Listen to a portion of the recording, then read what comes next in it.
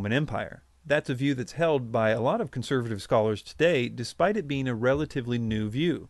I still believe that there will be an end times kingdom of the Antichrist, but for reasons I will demonstrate here, I am now firmly convinced that the Antichrist kingdom is not in view in this chapter. And furthermore, I hold that the belief that Daniel 2 and Daniel chapter 7 are talking about the same events could be one of the most dangerous views held by conservative scholars today, because this view, as I will demonstrate, could allow the Antichrist to come onto the world scene entirely unnoticed, and even embraced as Christ.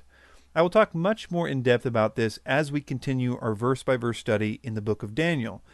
But for further reading, I would recommend Charles Cooper's 4-part paper entitled Daniel 2 and Daniel 7 Equal or Not Equal. I would agree with Stephen Miller, who holds an opposing view to me on this, that in addition to your view on Daniel 2 and 7, your view about the rock that destroys this statue is the key to any person's interpretation of this passage. And I would ask you to withhold your judgment on this matter until we get to those verses. For now, let's continue this verse-by-verse study and be very critical of everything I'm about to say, because although I'm convinced of this interpretation, you need to remember that this will be a minority viewpoint on this passage, and you should be wary anytime someone is teaching something in the Bible that is not widely held, especially in areas not related to prophecy, like normal doctrinal issues. Verse 41 says, "Whereas you saw the feet and toes, partly of potter's clay and partly of iron, the kingdom shall be divided." A very important part of this is that the last kingdom at some point will be divided. Since both views, I think, rightly presume that the feet and toes represent a chronologically later point of Rome, we can safely say that this is saying that Rome will be divided towards the end of its existence. And that's true whether you believe that Rome's end was in the past or will be in the future. Here we have a few problems for the revived Roman Empire view. The first is that you have an unambiguous fulfillment of this passage in the history of the fall of Rome. We know that Rome was divided into several parts, eventually settling into just 2 parts, that is, the East and West empires. We will see that the other elements of the feet and toes prophecy fit like a glove to the events of that period as well. And the second major problem here for the revived Roman Empire view is that forcing this prophecy to the end times means that you have to hold the view that the Antichrist has a divided and weak kingdom in the end times.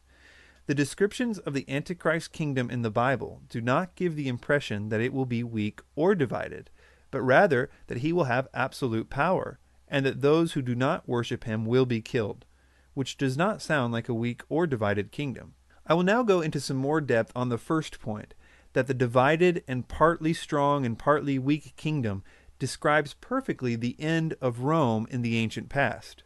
If you look up the phrase, the crisis of the 3rd century, you will learn about a 100-year or so time period in the Roman history where they almost lost everything. It was the first time in Rome's history that they started to show weakness. All the years of their dominance and absolute iron-fisted, or should I say iron-legged rule, was starting to slow down during this time. In 285, towards the end of the crisis of the 3rd century, Diocletian split the empire into 4 parts called the Tetrarchy, but it didn't last. It was briefly united again under Constantine, but it quickly split again after his death into 3 divisions. It was total chaos, everyone claiming to be emperor for a few years, until eventually, when all the dust settled, there were only 2 divisions of Rome, that is, the eastern half and the western half. And that is how it would stay until Rome finally fizzled out of existence. Rome would never again rise to the prominence it once had after this point, and it will grow less and less powerful until it is a shadow of its former self, constantly sacked by invading barbarians, penniless and powerless. The exact date of Rome's fall varies because of the, quote, death by 1,000 cuts nature of its decline, but most historians put its fall about 480 AD. A mere 100 years after the division of the East and West was solidified. I'm trying to establish that the end of Rome is characterized by weakness and division by everybody. And as we noted before, the one thing that both sides of the argument about the feet and toes made of iron and clay agree on is that the passage is saying that the end of the Roman Empire will be characterized by weakness and division. The only difference is that some say the end of the Roman Empire is in the past, and some others say that we need to revive the Roman Empire first and then watch its end be characterized by weakness and division. The next verse, Daniel 2:42, says, "And as the toes of the feet were partly of iron and partly of clay, so the kingdom shall be partly strong and partly fragile." In this verse, it seems to suggest that only the toes were made of this mixed clay and iron composition. But we know from verse 33, where it only refers to its feet and not the toes being of this composition, that the author is referring to the feet and toes as one unit. This is further demonstrated in verse 34, in which the statue is said to be struck on its feet only, whereas one would think that the toes would be mentioned here if it was an important distinction. In other words, idiomatically, the final empire consists only of two parts, the legs of iron being the first, and the feet and toes combined being the second. And the words feet and toes can be used interchangeably and independently to refer to the final stage of the final kingdom. The last part of verse 42 says that the kingdom shall be partly strong and partly fragile. Again, this is a terrific description of the last 300 years of the Roman Empire. There were times during this period, a period often called the decline of the Roman Empire, when it was partly strong in some ways, but very weak in others. We have seen already to an extent, and we'll see again in the next verse, that it is grammatically necessary to see that the clay and iron are representative of the divisions of the empire, in this case, the East and West empires. So, in order for this interpretation to be a perfect match, we would need to see a clear description in history that one of the divisions of the East and West empires being much more weak than the other. The so-called final split of the Roman Empire occurred at a time when it was becoming clear that the Western Empire was going to be a lot more dangerous of a place to live than the East. This is when Constantine moved the capital from Rome to Constantinople. Eventually, Rome would be sacked by Alaric in 410, while Constantinople would not be sacked until the Middle Ages. I will quote from a few historians about the weakness of the Western Empire compared to the Eastern half. Quote, "The East, always wealthier, was not so destitute, especially as emperors like Constantine the Great and Constantius II had invested heavily in the Eastern economy. As a result, the Eastern Empire could afford large numbers of professional soldiers and augment them with mercenaries, while the Western Empire could not afford this to the same extent. Even in major defeats, the East could, and certainly not without difficulties, buy off its enemies with a ransom." Another historian says, quote, "The political, economic, and military control of the Eastern Empire's resources remained safe in Constantinople.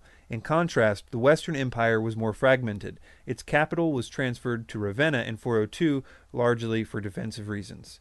Quote, "The Western Empire's resources were much limited, and the lack of available manpower forced the government to rely ever more on Confederate barbarian troops operating under their own commanders, where the Western Empire would often have difficulties paying. In certain cases, deals were struck with the leaders of barbaric mercenaries, rewarding them with land, which led to the empire's decline, as less land meant there would be even less taxes to support the military. As the central power weakened, the state gradually lost control of its borders and provinces, as well as control of the Mediterranean Sea." I suppose it's important for me to show that this stuff is in mainstream history. The divided parts of the kingdom were noticeably different in strength. As I mentioned, the Eastern Empire would survive in some capacity for hundreds of years after the West had long disappeared. The next verse, Daniel 2:43, says, "As you saw iron mixed with ceramic clay, they will mingle with the seed of men, but they will not adhere to one another, just as iron does not mix with clay." And now we come to a verse that we will spend some time discussing. There is a lot of confusion about this verse, which I think is due to the English translation of the Aramaic. Remember, this section of Daniel is written in Aramaic, not Hebrew. It should first be noted that other translations, such as the ESV, render the underlying Aramaic phrase this way, quote, "As you saw the iron mixed with soft clay, so they will mix with one another in marriage, but they will not hold together, just as iron does not mix with clay." So instead of mingle with the seed of men, they have mix with one another in marriage. So the question is, does the ESV capture the intent of the Aramaic here? Let's first take a look at this word translated as mingle. It's an Aramaic word, erav, which corresponds to the Hebrew erav. In other words, this word, if you look it up, will be in Aramaic, and it's only used right here in Daniel because Aramaic is very rare in the Bible. However, most Aramaic words correspond directly to an ancient Hebrew word, and that is the case here. In fact, they're even pronounced the same. The Hebrew word erav means to pledge, to exchange, mortgage, engage, occupy, undertake for, give pledges, be or become surety, take on pledge, give in pledge. For example, in Genesis 43:9, when Judah was begging his father to let him take Benjamin to Egypt, as per Joseph's request, he says that he will become surety for Benjamin. The word surety is where we get the word mingle. Genesis 43:9, I myself will be surety for him.